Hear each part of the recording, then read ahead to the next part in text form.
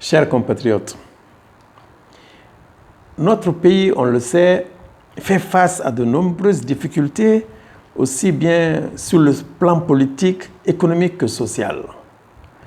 Et à chacune de nos sorties, on s'efforce de vous convaincre que seule une refondation du système de gouvernance est la clé à la résolution de toutes ces crises. Cette réalité est devenue encore plus apparente ces dernières semaines avec tous les agissements et coups fourrés qui ont cours actuellement à la Fédération guinéenne de football. Nous avons tous assisté avec ébahissement aux manœuvres des uns et des autres visant à prendre le contrôle de l'instance qui dirige le football guinéen. Ici comme ailleurs, et comme dans tous les autres domaines, la mauvaise gouvernance était au rendez-vous. De telle sorte que l'assemblée élective qui devait se tenir mardi 18 mai n'a pu avoir lieu. La veille, la FIFA avait adressé un courrier à la FEGIFOOT lui demandant de surseoir à l'organisation de cette assemblée élective à cause des irrégularités qui ont marqué le processus électoral. La FIFA a dénoncé ainsi l'invalidation de la candidature de Boubacar Touré pour le congrès du 14 mai et la violation aussi des statuts pour le non-respect du délai d'ouverture des candidatures. Si le doute était encore permis, cette injonction de la FIFA vient démontrer encore une fois que la crise qui perdure à la FEGIFOOT a atteint son paroxysme. Désormais, c'est l'avenir même du football guinéen qui est en jeu, car le pays s'expose à des sanctions, même si la lettre de la FIFA ne l'exprime pas expressément. Comment en est-on arrivé là? Pourquoi a-t-on laissé la situation pourrir à ce point? Et que faut-il faire pour sortir de cette situation si embarrassante et détrimentale aux intérêts de notre pays? Le premier constat qui s'impose à nous est que notre football, comme dans les autres secteurs, est pris en otage et géré par des clans mus par leur seul intérêt économique. Depuis plusieurs années maintenant, les individus qui opèrent dans ces clans vont et reviennent sans jamais laisser leur proie. Chaque groupe essaye toujours de s'agripper à un pan entier de la FEGIFOOT en attendant de reprendre les commandes. Comment peut-on imaginer que l'ancien président de la FEGIFOOT, Salifou Kamara, alias Super V, soit encore de nos jours un acteur majeur au niveau du football guinéen? Cet homme a été président de la FEGIFOOT de 2011, à partir du 18 août 2011, jusqu'en 2016. Et on sait dans quelles conditions il est parti. Il avait été évincé de la présidence après des accusations de détournement de plusieurs milliards de francs guinéens.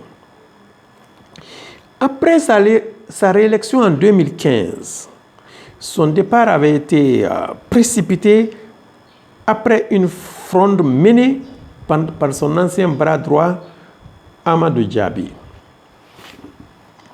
Alors que tout le monde pensait que Super V fait partie désormais du club des has-been, c'est-à-dire une personnalité du passé, il a trouvé le moyen de faire son retour dans le milieu du football guinéen. Jusque-là, conseiller du président de l'association sportive Kaloum Star, ASK, Bouba Sampil, il a été nommé par ce dernier au poste de secrétaire général du club le 12 avril 2021. Il remplace à ce poste Aboubacar Touré, qui lui a été sollicité pour être candidat à la présidence de la FEGIFOOT. Rappelons que c'est ce même club, l'ASK, qui avait été lourdement sanctionné par la FIFA en lui interdisant tout recrutement pour les 2 prochaines saisons à cause du non-respect des engagements vis-à-vis de plusieurs anciens joueurs ou entraîneurs. La sanction ne sera levée qu'en mai 2021 suite au règlement financier par le club. Tout le monde se demande comment ces personnalités du sport peuvent réussir ces tours de passe-passe et survivre à tous ces scandales. Mais dans le milieu du football guinéen, c'est un secret de polichinelle que toutes ces personnes bénéficient d'importants appuis politiques. On connaît les parrains politiques des uns et des autres. Et voilà pourquoi la Guinée doit beaucoup se méfier que la FIFA ne prenne des sanctions encore plus lourdes si l'immixtion de politique dans le football est constatée. La FIFA étant très jalouse de ses prérogatives, il faut éviter à tout prix un tel scénario. Mais on n'a pas fini. L'autre acteur majeur de cette crise au sein du football guinéen, c'est bien sûr le président sortant de la FEGIFOOT, Antonio Souaré. Candidat à un second mandat, il a dû se retirer de la course sous la pression de la FIFA qui, à travers une de ses dirigeantes, a clairement indiqué que la Guinée risquait d'être sanctionnée si la candidature d'Antonio Souaré était maintenue. C'est au cours d'une réunion à Sékou Touréa, réunissant les principaux acteurs, que l'information avait été relayée. Pour les grands pontes du football, la candidature d'Antonio Souaré ne peut être validée puisqu'il avait été considéré coupable de violation au code d'éthique de la FIFA par la commission d'éthique de l'instance dirigeante du Ballon rond au mois de mars. Même si l'intéressé avait bénéficié plus tard d'un jugement favorable au tribunal arbitral du sport. Or, selon les textes de la FEGIFOOT, tout candidat à la présidence ne doit pas avoir été jugé coupable de violation du code d'éthique de la FEGIFOOT, de la CAF ou de la FIFA durant les 5 ans précédant sa candidature. Antonio Souaré mis hors jeu, la commission électorale décide la réouverture du dépôt des candidatures alors qu'il ne restait qu'un seul candidat en lice. Mais on va s'arranger avant cela pour invalider cette seule candidature restante, celle d'Aboubacar Touré, ex-secrétaire général de l'association sportive Kaloum Star. C'est ainsi que le conseiller spécial d'Antonio Souaré, Abdou Karim Bangoura, AKB, profite de l'occasion pour déposer sa candidature à la présidence de la FEGIFOOT. Désormais, c'est la nature du jeu. Si je ne suis pas candidat, c'est mon petit protégé qui me remplace. Mais AKB n'est pas le seul candidat. La commission électorale, décidément experte à ce jeu, accepte de nouvelles candidatures, dont celle de l'entrepreneur Kerfala Person Camara, alias KPC, qui est un autre acteur majeur dans cette cabale footballistique. Avant le retrait de la candidature d'Antonio Soare, KPC s'était désisté en sa faveur suite à des tractations secrètes menées par des hauts placés qui avaient estimé Antonio Soare comme le candidat le mieux placé. Maintenant que ce dernier n'est plus dans la course, KPC est placé en pole position par les faiseurs de roi et il est activement soutenu par son groupe culte, très actif dans les médias, l'administration et le monde des affaires. Sauf surprise de dernière minute, le boulevard était ouvert devant lui pour devenir le prochain président de la FEGIFOOT. Mais c'était sans compter avec la FIFA, qui, on l'a vu, a adressé un courrier à la FEGIFOOT pour lui demander de surseoir à l'organisation de l'Assemblée générale élective à cause de toutes ces irrégularités. Voilà donc, chers compatriotes, succinctement présenté les clans qui ont pris en otage le football guinéen depuis plus d'une décennie. Ce sont leurs agissements qui ont conduit à l'impasse dans laquelle se trouve notre sport roi aujourd'hui. On aurait encore compris leur mainmise sur ce sport et peut-être même excuser toutes leurs intrigues si le football guinéen avait évolué avec des résultats satisfaisants. Mais il est assez regrettable de le dire. Notre football est en nette régression malgré toutes les belles paroles dont il nous abreuve. Et c'est bien le deuxième constat que nous faisons dans cette affaire. Il suffit simplement de se référer au classement FIFA de la Guinée pendant ces 10 dernières années. En 2021, notre pays était classé 72e, alors que sa position moyenne depuis la création du classement est au 70e rang. Donc notre football n'a pas connu de progression, surtout par rapport à son passé. Le meilleur classement de la Guinée par rapport aux matchs joués est au 39e rang avec 38 matchs joués. Mais plus on augmente le nombre de matchs joués, plus on dégringole dans le classement. Et pour ceux d'entre nous qui avons connu les heures glorieuses du football guinéen, au cours des années 1970, l'amertume n'est que plus grande devant les piètres performances de nos équipes dans les compétitions internationales. Le palmarès du Afia Football Club, à lui seul, l'atteste suffisamment.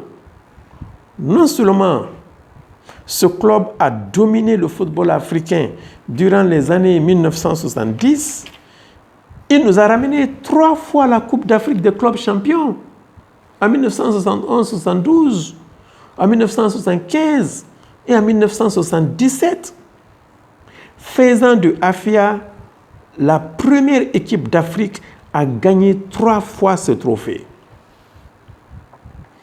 Une performance historique. Quant au Sili national, sa meilleure performance était à la CAN 1976 en Éthiopie, où il termine deuxième derrière le Maroc. Et on aurait pu remporter cette coupe si l'arbitrage avait été parfait. Si je rappelle cette page glorieuse, connue de tous les amateurs du ballon rond, c'est parce que tout ceci a été obtenu sans cette guéguerre et ces affaires de corruption qui ne finissent pas de ternir l'image de notre football. Ces succès ont été enregistrés grâce à des dirigeants responsables, dévoués à la tâche et motivés par le sens du devoir. Et grâce à des joueurs talentueux, sélectionnés sur la base du mérite et non sur une quelconque autre considération. Des joueurs qui se sentaient investis d'une mission. On l'a fait avec des entraîneurs, des sélectionneurs de grande moralité dédiés à la tâche, comme le Hongrois Laszlo Budaj et le Roumain Peter Mondolvian, qui a entraîné l'équipe de 1975 à 1977. C'était donc l'époque où le football guinéen n'était pas encore du business, où les gens viennent uniquement pour s'enrichir. Il est clair, comme l'a dit un ancien président de la FEGIFOOT, que la philosophie qui encadrait la pratique sportive a totalement changé. Que faut-il faire maintenant pour sortir de cette crise? Comme nous l'avons dit plus haut, la seule option viable est la refondation de notre sport roi et de ses instances dirigeantes. Il faut commencer par nettoyer complètement la Fédération guinéenne de football en la débarrassant de toutes les pratiques corruptrices et en proscrivant tous les conflits d'intérêts.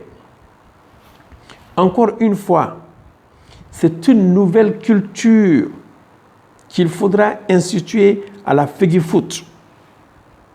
Ce qui fait que tous ces candidats qui ont été reconnus coupables de violation du code éthique ou de détournement de fonds ne doivent plus jouer un rôle dans la conduite des affaires de l'instance suprême du football guinéen. Salif Kamara Supervé, Antonio Soare, Amadou Djabi, Bouba Sampil et tous leurs affidés doivent être déclarés inéligibles pour briguer tout poste au niveau de la FEGIFOOT. Ils ont tous été impliqués soit dans une affaire de violation du code éthique, soit dans une affaire de détournement de fonds. Même si pour certains d'entre eux, l'enquête n'a pas été concluante. Le cas du vice-président Amadou Djabi, par exemple, est révélateur. Il avait été provisoirement suspendu par la commission d'éthique pour avoir racketé l'ancien sélectionneur du Chili, Paul Put. Mais après une traversée du désert, il est revenu reprendre tout bonnement son poste après un recours introduit au TAS.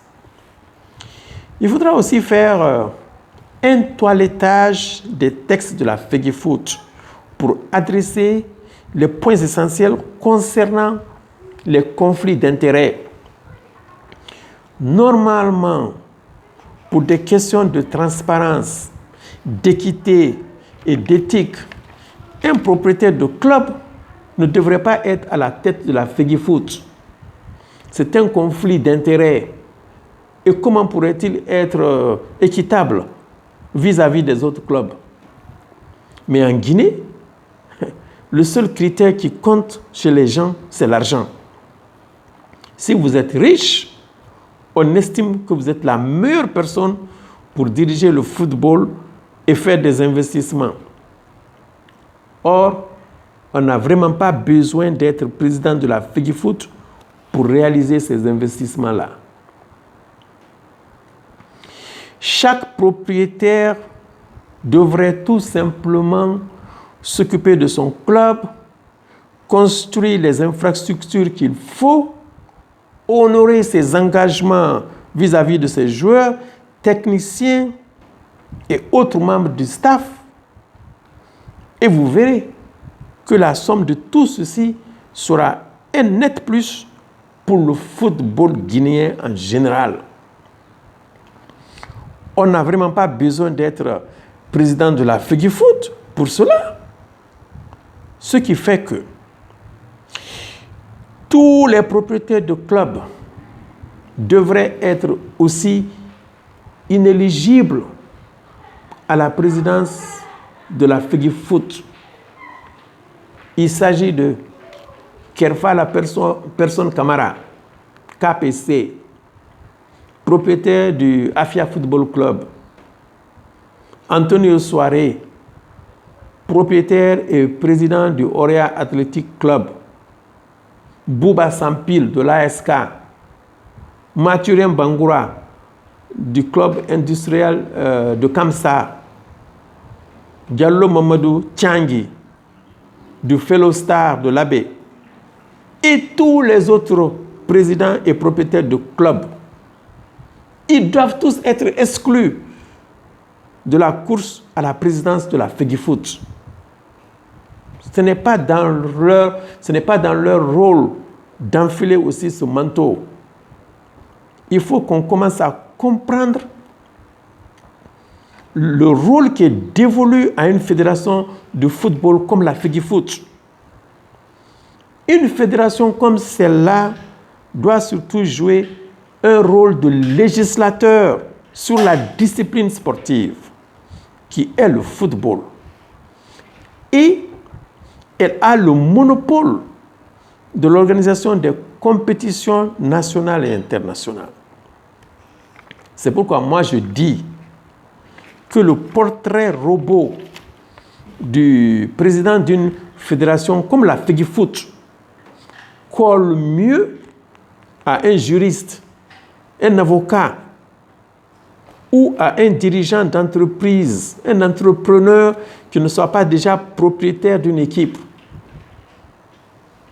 Et la Guinée ne manque pas de personnes intègres et compétentes qui répondent à ce profil. C'est mon intime conviction. Et l'argent ne doit pas être le seul critère de choix. En plus de tout cela, il faut définitivement bannir l'immixtion de politique dans le football et plus généralement dans toutes les disciplines sportives. On sait que bien souvent, il y a des hommes politiques qui utilisent les sportifs et les grandes masses des fans pour non seulement se constituer un réservoir électoral, mais aussi pour marquer des points face à leurs adversaires politiques. Mais de tels agissements doivent être bannis et ne doivent pas être encouragés. Et il faut le dire aussi, une fédération délégataire comme la FEGIFOOT ne doit pas servir de tremplin à une future carrière politique. Il faut qu'il y ait une nette séparation entre le monde de la politique et le monde du sport d'une part, et entre le monde politique et celui des arts d'autre part. Il ne devrait y avoir aucune mixture. Les hommes politiques qui se cachent derrière Super V, Salifou Kamara Super V, Bouba Sampil et d'autres acteurs majeurs se croient invisibles. Ils sont arrêtés derrière les rideaux, mais on voit leurs pieds, leurs chaussures. On sait qui vous êtes. Alors, le moment est venu de vous retirer et laisser la figure foot évoluer sans entrave et sans interférence pour le plus grand bonheur des amoureux du ballon rond. À bon entendeur, salut. Vive la refondation. Vive la République. Vive la démocratie. Vive la Guinée. Je vous remercie.